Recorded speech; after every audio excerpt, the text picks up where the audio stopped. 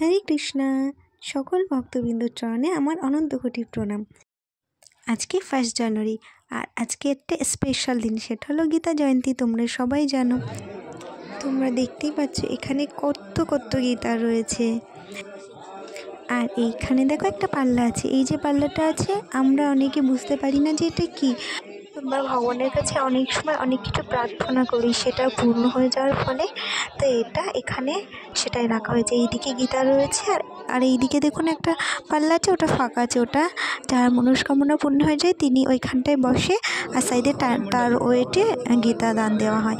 আর এই যে দেখছেন প্রভু এখানে সবার নাম লিখছে এন্ট্রি পাস নেওয়ার জন্য। তো আমরাও নিয়ে নিয়েছিলাম প্রভুর থেকে। তারপরে এই যে চলে এসেছি এখানে নাম এন্ট্রি করার জন্য। আর এই যে আমার দেখতে পাচ্ছেন এন্ট্রি পাস। তারপর আর কি আমি নামটা এন্ট্রি করলাম, আর এই যে লাইনে দাঁড়িয়ে পড়লাম।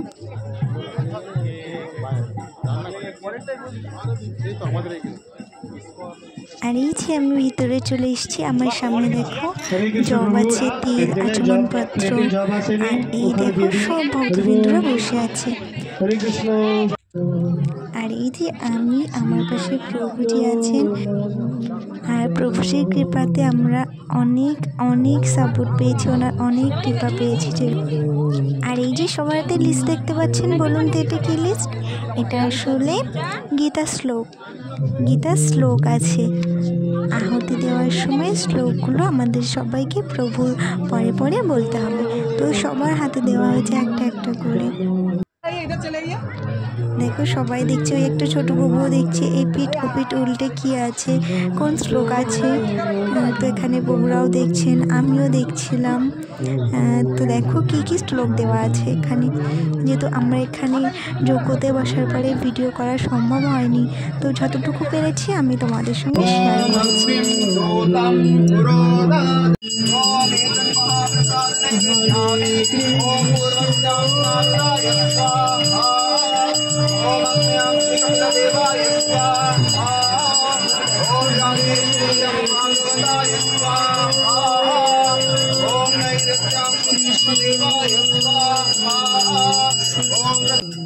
আর এই যে আমাদের গীতার যজ্ঞ সম্পূর্ণ। তারপরে আমরা 3 বার পরিক্রমা করব। পরিক্রমা করার পর প্রণাম করে বাইরে চলে আসবার। এই ছিল আজকের ভিডিও। তোমাদের কেমন লেগেছে নিশ্চয়ই জানিও।